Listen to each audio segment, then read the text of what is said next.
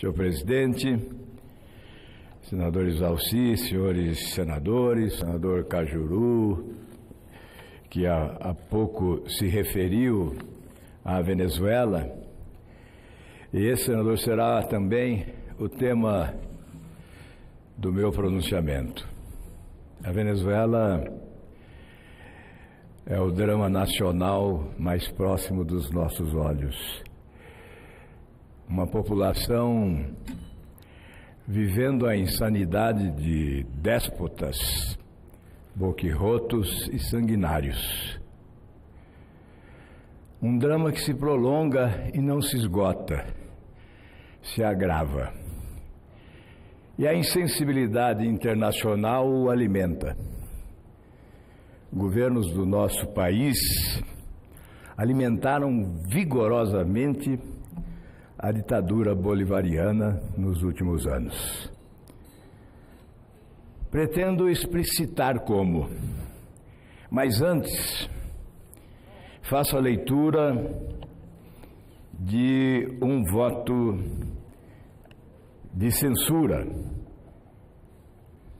em razão da extravagância e das atitudes de lunático do ditador da Venezuela, Nicolás Maduro.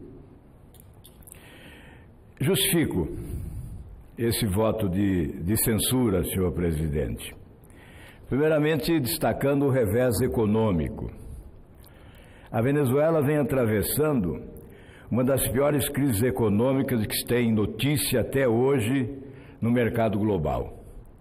A inflação do país vizinho acumulada no ano passado ultrapassou 2.688%. Eu imaginava ser impossível a inflação alcançar esta cifra.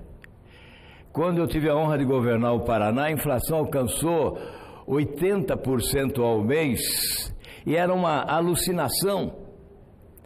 Na Venezuela, a inflação 2.688% ao ano, segundo cálculos divulgados pela Assembleia Nacional. Mas o que fizeram com a Venezuela? Qual o milagre as avessas operaram naquele país? A Venezuela está em recessão há mais de 5 anos. Não consegue controlar a velocidade com que os preços sobem.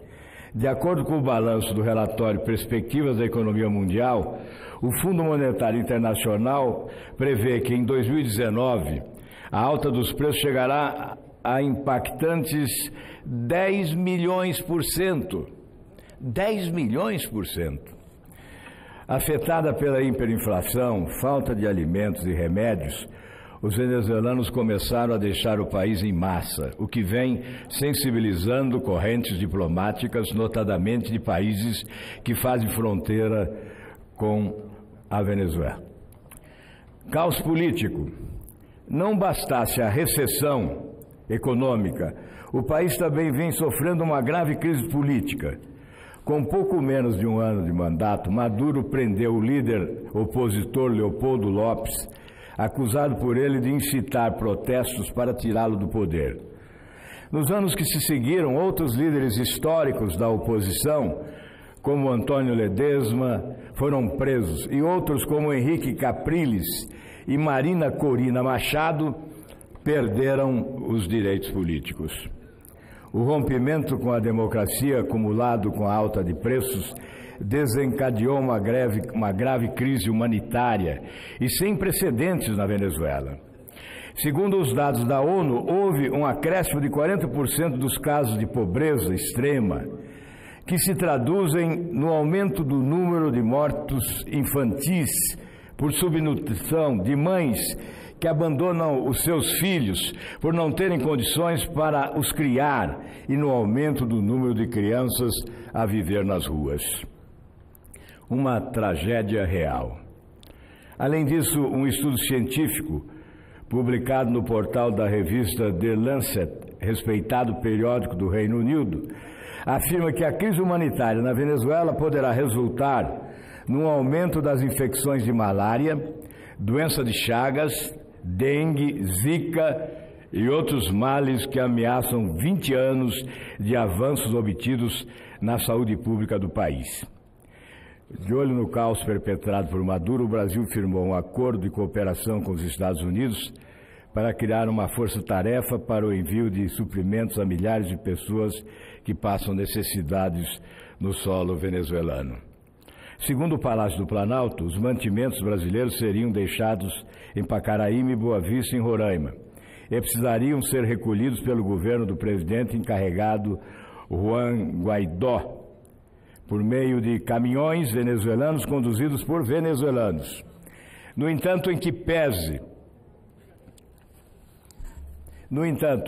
pese os esforços envidados pela comunidade internacional, o ditador Nicolás Maduro impediu que a ajuda humanitária ultrapassasse as fronteiras da Venezuela, fazendo pouco caso sobre o drama vivido por milhões de pessoas que passam fome, que não têm condições de arcar com o alto custo dos alimentos e remédios.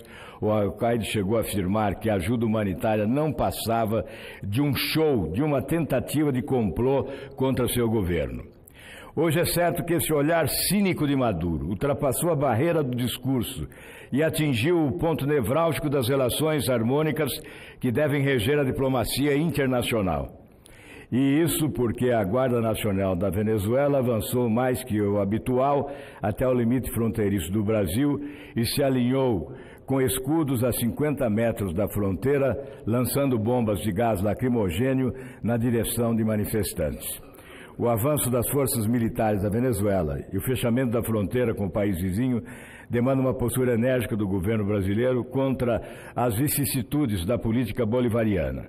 Um ditador lunático como Maduro não pode violar normas internacionais de soberania e incitar a prática de violência nos limites do território brasileiro. Assim, o Brasil não pode ser conivente, como fora em história recente, com governos sanguinários e corruptos como o da Venezuela. Por isso apresento o presente voto de censura, esperando que ele seja encaminhado à Embaixada da Venezuela no Brasil. Senador Álvaro Dias, me permite uma parte? Já lhe concederei com prazer, senador Regufe. Antes, eu gostaria de acrescentar que recebi há pouco um apelo de lideranças de caminhoneiros do nosso país relativamente a caminhoneiros que se encontram hoje reféns da ditadura Maduro. Encontram-se além fronteira no seu estado de Roraima, estão com os seus caminhões parados, sem alimento, sem água e vivendo o drama que vivem os venezuelanos nos dias de hoje. Cabe, portanto, ao governo brasileiro socorrer os brasileiros que lá estão, em primeiro lugar, nesta hora. São especialmente caminhoneiros que certamente transportavam produtos para a Venezuela e que ficaram retidos no país vizinho sem poderem retornar ao Brasil. Ainda há pouco, um dos líderes de caminhoneiros, o Vanderlei Dedeco, encaminhava vídeos gravados lá no território venezuelano por caminhoneiros que relatam o drama que estão vivendo no país vizinho.